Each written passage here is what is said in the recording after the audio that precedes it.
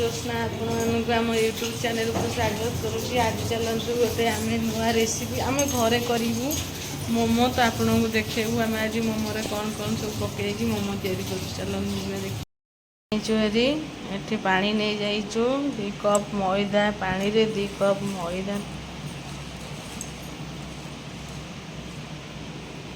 गोटे cup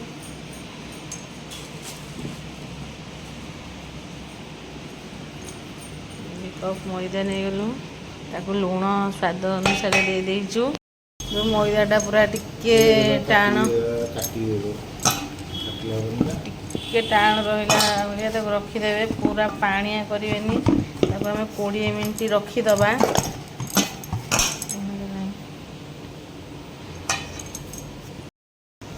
20 minute घोड़ेदवा ताको गोटे साइड रखीदबा। तापर जीवा बंधा कोबी गाजर आउ कैप्सिकम पूरा चुन चुन करके कटा हम रसुण अदा गार्निश करदेलु। यहाँ हूँ कैप्सिकम लंका गाजर आउ बंधा कोबी आउ पनीर ताको हम पूरा गार्निश कर रखीदेचु। एपटे रसुण अदा आउ कंचा लंका इथर आम तैयारी करूँ। अब आम कड़े बसईदेलु तापर तेल टिके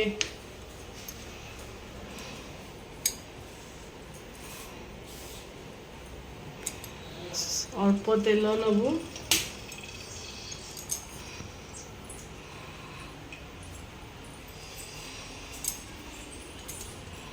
आम आग फास्ट रसुण पकईदेलु। रसुणटा टिके भाजी होगला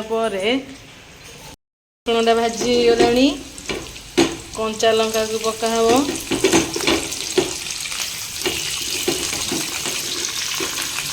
कंचा लंका अदा ताको हम पकई टिके समय भाजीदेबू। टे पानी मरीगला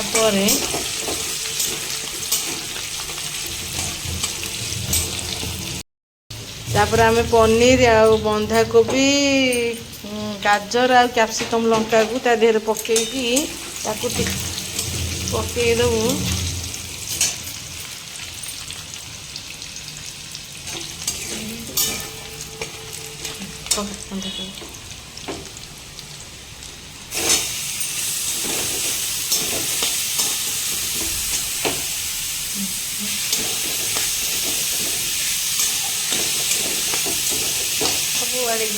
पनीर है सब सब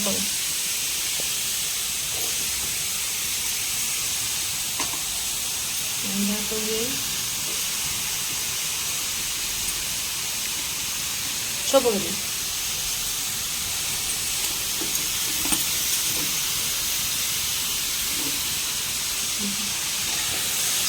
पकईदेलु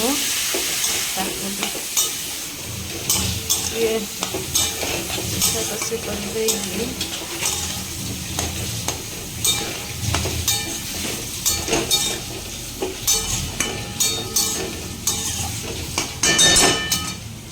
घोड़े देबू। के समय से सीझीगला आम लुण पकेबू कहीं आग लुण पकईदे से पानी बाहरी पड़ो। तो स्वाद अनुसार गोटे चामच लुण पकईदेलु लुण। तापर आम गोलमरीच गुंड ये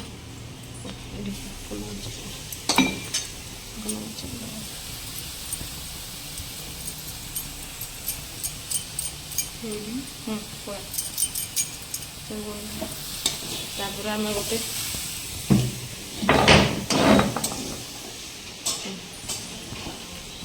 मैगी मसला गोटे पकईकी ताको आम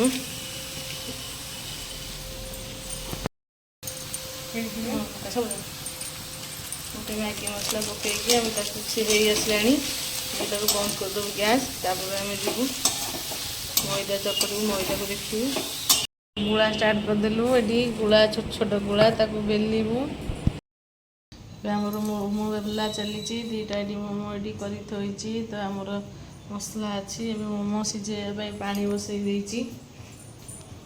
चलते जा मोमो आम मोमो रे पूरा देदेलु ताको आम आस्ते आस्ते ताकू सेट दवापाई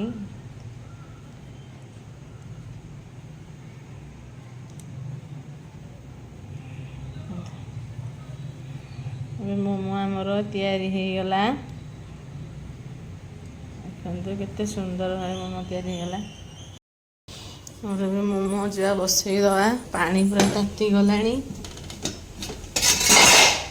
ତ ଆମେ ମୋମୋ ଗୁରା ସବୁ ଥୋଇଦେବା ସେ ସିଝିବା ଭିତରେ।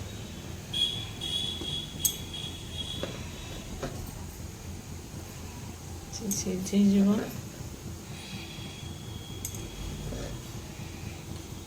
ଦେଖନ୍ତୁ ଘୋଡ଼େଇଦେବା ତାର ସିଝୁଥିବ।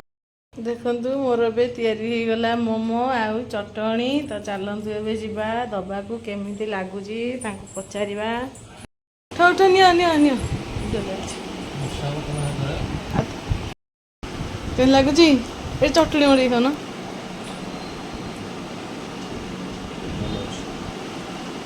ହଁ ବହୁତ ସୁନ୍ଦର। ଆମେ ଏବେ ଆସିଲୁ ମୋମୋ ଖାଇବା ପାଇଁ। ଦେଖି ଚାଖିକି ଟେଷ୍ଟ କରିବୁ। ତାଙ୍କୁ ତ ଦେଲୁ ଚାଖିବା ପାଇଁ, ଆମେ ବି ନିଜେ ଟେଷ୍ଟ କରିବୁ କେମିତି ଲାଗୁଛି ଆଉ।